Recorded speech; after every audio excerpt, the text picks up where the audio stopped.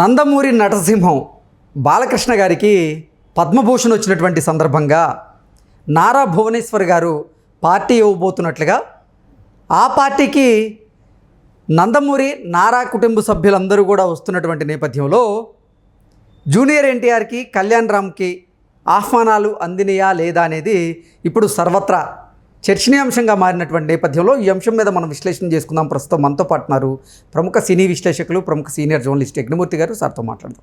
Sir నమస్తే. Sir నమస్తే Krishna. Sir, Nandamuri Balakrishna గారికి పద్మభూషణ్ వచ్చినటువంటి సందర్భంగా నారా భువనేశ్వరి గారు ఒక పెద్ద పార్టీని ప్లాన్ చేసినట్లుగా కొన్ని వార్తలు వస్తూ ఉన్నాయి. ఆ పార్టీకి నారా కుటుంబ సభ్యులు అలాగే నందమూరి కుటుంబ సభ్యులందరూ కూడా హాజరవుతున్నట్లుగా కూడా కొన్ని వార్తలు వస్తూ ఉన్నాయి. ఈ నేపథ్యంలోనే ఆ పార్టీకి జూనియర్ ఎన్టీఆర్ అలాగే కళ్యాణ్ రామ్ హాజరయ్యేటువంటి అవకాశం ఉందా లేదా, అసలు వారికి ఆహ్వానాలు అందినయా లేదా అనేది ఇప్పుడు సర్వత్రా చర్చనీయాంశంగా మారింది. దీని మీద మీ విశ్లేషణ ఏంటి సార్? సో మనందరికీ తెలిసిన విషయమే, రీసెంట్గా నందమూరి బాలకృష్ణ పద్మభూషణ్ అయ్యారు. ఇంకా అందుకోవటమే తరువాయి అయిన పురస్కారాన్ని. సో దీన్ని ఒక పండగలాగా సెలబ్రేట్ చేసుకోవాలి అని చెప్పేసి వాళ్ళ ఆ ఫ్యామిలీ అంతా కూడా భావించినట్టు మనకు సమాచారం అందుతూ ఉంది. బాలయ్య ఫ్యామిలీ కాకుండా నారావారి ఫ్యామిలీ హోస్ట్గా దీనికి వ్యవహరించబోతుంది ఈ పార్టీకి. అందులోనూ ప్రధానంగా భువనేశ్వర్ గారే పట్టుబట్టి ఆ పార్టీకి బాలయ్యను కూడా ఒప్పించారని మనకు అందుతున్నటువంటి సమాచారం. హైదరాబాదు శివార్లలో ఉన్నటువంటి చంద్రబాబు నాయుడు గారి ఫామ్ హౌస్లో సో ఈ పార్టీ జరగబోతోంది అతి త్వరలోనే, హైదరాబాద్ దగ్గరలోనే. Okay, Hyderabad farm house, Hyderabad దగ్గరలో ఉన్నటువంటి చంద్రబాబు నాయుడు గారి ఫామ్ హౌస్లో. దీనికి సంబంధించి బాగా దగ్గర రిలేటివ్స్ అంటే వాళ్ళ మాత్రమే ఆ ఫ్యామిలీలో ఎన్టీఆర్ గారి ఎవరైతే ఫ్యామిలీ మెంబర్స్ ఉన్నారో వాళ్ళందరూ కూడా ఆహ్వానం అందుతుంది దానికి. అట్లాగే కొంతమంది ఈ మధ్యకాలంలో బాలయ్యతో సినిమాలు చేసిన వాళ్ళు ఆఫ్టర్ పాండమిక్ ఆ డైరెక్టర్లు, ఆ ప్రొడ్యూసర్స్ కూడా ఈ పార్టీకి ఆహ్వానితులు జాబితాలో ఉన్నారు అని చెప్పి మనకు అందుతున్నటువంటి సమాచారం. ఓకే, అంటే బోయపాటి శ్రీను, అనిల్ రావుపూడి, గోపిచంద్ మల్లేని ఈ డైరెక్టర్లంతా వస్తారు. రీసెంట్ ఈ సినిమా డైరెక్టర్ కానివ్వండి, డాకు మహారాజ్, బాబీ, సో వీళ్ళకి కూడా ఆహ్వానాలు అందాయని చెప్పేసి మనకు అందుతున్నటువంటి సమాచారం. అయితే మరి ఇక్కడ కూడా కళ్యాణ్ రామ్ జూనియర్ ఎన్టీఆర్లకు అందుతుందా లేదా అనేది క్లారిటీ రాలా మనకి ఇంకా. ఓకే, సో మొన్న ఏదైతే యాడ్ చూసాం కదా, ఒక పెద్ద యాడ్ ఇచ్చారు. అందులో అంటే ఈ యాడ్లో నారా నందమూరి కుటుంబంలో ఉన్నటువంటి ప్రముఖుల పేర్లు ఉన్నాయి కానీ జూనియర్ ఎన్టీఆర్ పేరు, తారక రత్న పేరు, కళ్యాణ్ రామ్ పేరు లేదు అనేది పెద్ద చర్చకి దారితీసింది. అవును.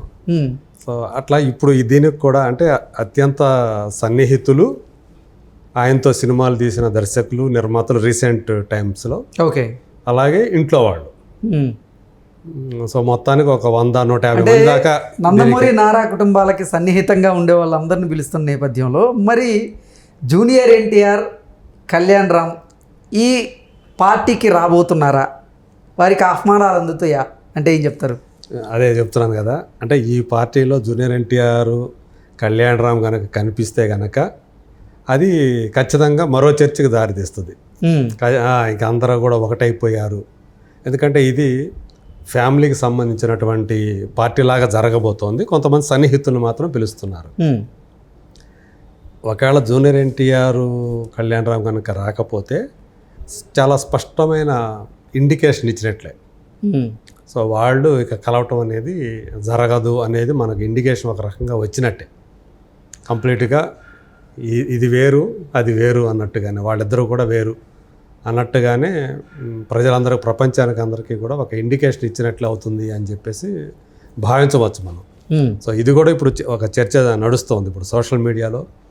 మరి ఇది వీళ్ళందరూ పిలుస్తున్నారు కదా, ఖచ్చితంగా ఇంట్లో మనుషులే కాబట్టి కళ్యాణ్ రామ్, జూనియర్ ఎన్టీఆర్ వీళ్ళని కూడా పిలవాలి కదా, మరి పిలుస్తున్నారా లేదా?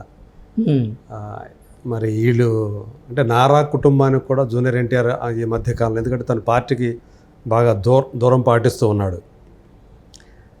రాజకీయ పరంగా ఎలాంటి ఇనిషియేషన్ ఆయన తీసుకోవట్లేదు.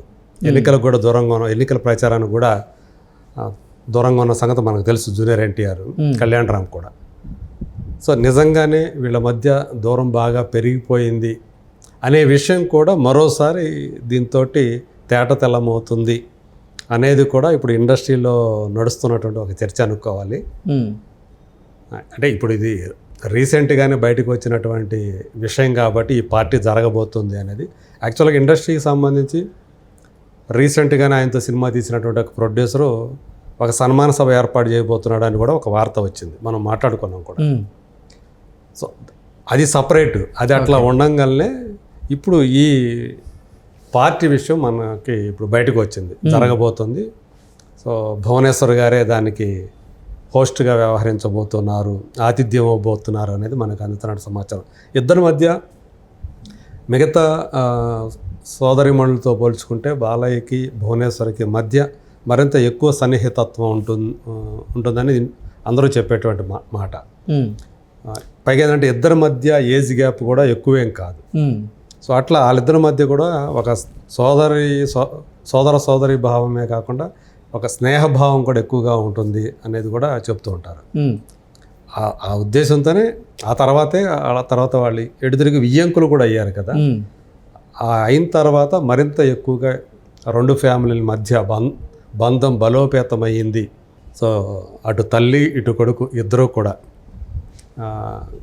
బాలయ్య బాబుకి ఒక ఘనంగా ఆ పార్టీ ఇవ్వబోతున్నారు అనేది, అంటే ఒక మెమరబుల్